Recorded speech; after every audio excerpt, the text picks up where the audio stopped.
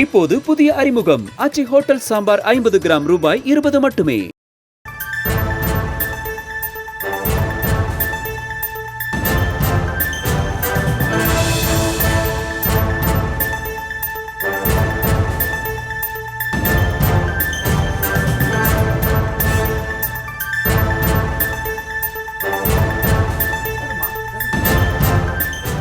அண்மை செய்தி ஒன்றை பார்த்து வருகிறோம்.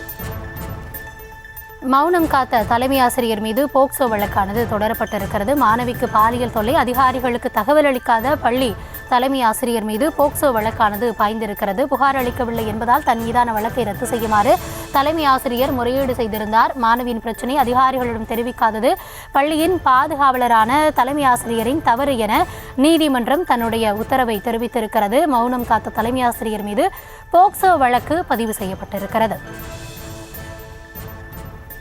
மாணவிக்கு பாலியல் தொல்லை அளித்த விவகாரத்தில் அதிகாரிகளுக்கு தகவல் அளிக்காதது அப்பள்ளியின் தலைமை ஆசிரியரின் பொறுப்பே. அவர் அளிக்காததால் அவர் மீதும் போக்சோ வழக்கு பாய்ந்திருக்கிறது. இது குறித்த விவரங்களுக்காக இணைகிறார் எம்முடைய செய்தியாளர் மதியழகன். மதியழகன், வழக்கின் பின்னணி மற்றும் நீதிமன்றத்தின் உத்தரவு குறித்தான விரிவான விவரங்கள். கோவையைச் சேர்ந்த பள்ளி ஒன்றில் படித்து வந்த மாணவிக்கு கடந்த 2018ஆம் ஆண்டு பாலியல் தொல்லை அளிக்கப்பட்டது.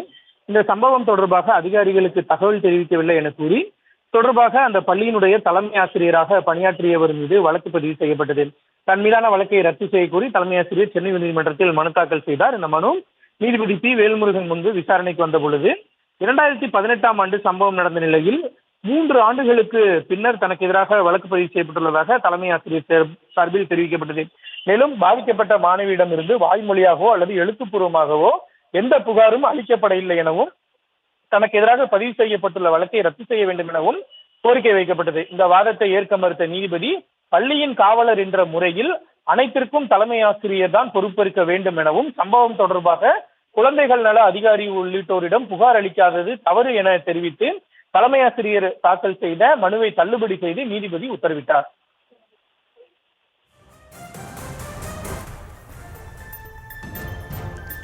விவரங்களுக்கு நன்றி மதியழகன். இப்போது புதிய அறிமுகம் ஆச்சி ஹோட்டல் சாம்பார் 50 கிராம் ரூபாய் 20 மட்டுமே.